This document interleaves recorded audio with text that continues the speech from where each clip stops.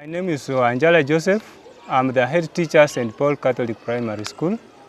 This school was started by the Catholic Diocese of Nakuru, currently being managed by the Spiritan Missionary Fathers. Our school started in the year 1982 as an ECD center.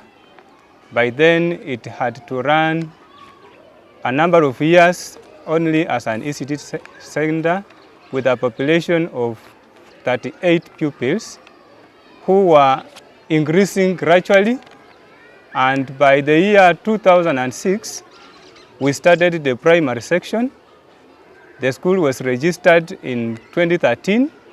We sat for our first KCPE exam in the year 2014. The mini score then was 321, having done by the roll of 21 pupils. On matters of education, we are also taking care of 4 different primary schools which are within the parish. That is St. Paul here in the center. Then there is St. Francis Koriema, there is St. Joseph in Loboi, and St. Barnabas in Sandai. Those are all outstations. So far, the candidates who have done KCPE through this institution are 147 pupils. All our learners have been joining secondary schools, and there's no year where we have recorded even a single child who did not participate in going to the high school. I can say those schools, 3 of them, they were mainly created and founded by the Christians themselves. But because we are in the diocese and they cannot run things apart, we as a priest who are here, Spiritans, we are also managing them, seeing on how they are being run, and more especially when it comes to financial administration and the results. So we are doing pastoral work for them, making sure that the catechesis is done, celebrating masses for them, trying also to talk to the workers and try to give them the meaning of the Catholic education and its values and ethos. Being a Catholic faith-based school, there has been also some challenges. There are some pupils whom we were also sponsoring fully, depending on the school fees that was being collected, and sometimes by the help of our director. It reaches a point after having done so successfully, some get the challenges to join their Form 1s because they no longer get the sponsor to continue facilitating for their future education.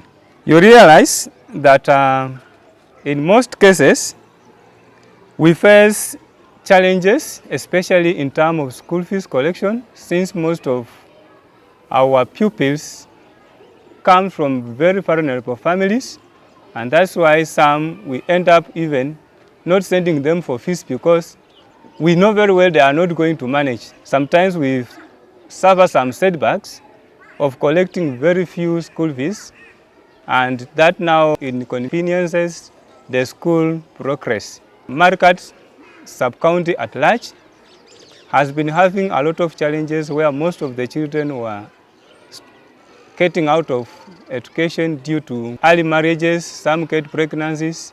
But we thank God that since we started in St. Paul, together with the help of our priests, some of our sisters, our female teachers here, there are some who have been trained by the diocese on the proper handling of a girl child in school. And as a result, our school hasn't recorded any single case of a school dropout of a girl due to such like the challenges in life. We have always done our best. Our former pupils who left the school after their KCPE have always been coming in, and some who have even exceeded secondary schools, they are now in universities. We have some in Nairobi University, about 2. We have Jaramogi University, there are there 5 of them. We have others in various universities.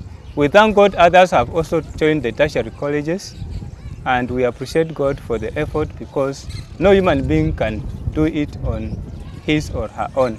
As an institution, we are fostering the discipline and the moral values and also the moral growth of the school to instill and have at least a changed institution to be emulated by other institutions around. And that's why on issue of the spiritual growth and the moral values, we come to experience more parents having the urge and they are more attracted to the school because of such. First of all, we appreciate God for the mission priest to come to support us. If it were not for them, then even these permanently built buildings could not have been constructed, but they have been done by our spirit and fathers in collaboration with the sponsors whom they were citing on their own. We also have a challenge of the dormitories. Our dormitories are made of iron sheets, and we would wish, if possible, to improve the dormitory sector and also try to connect the water and the showering points that are modernized, and also try to modernize the dining. Our dining hall is completed, but it has no chairs, benches for the pupils to sit on and have their meals. So those are some. God has enabled us to be where we are. The population currently of the school stands at 524. We have 264 girls and 257 boys.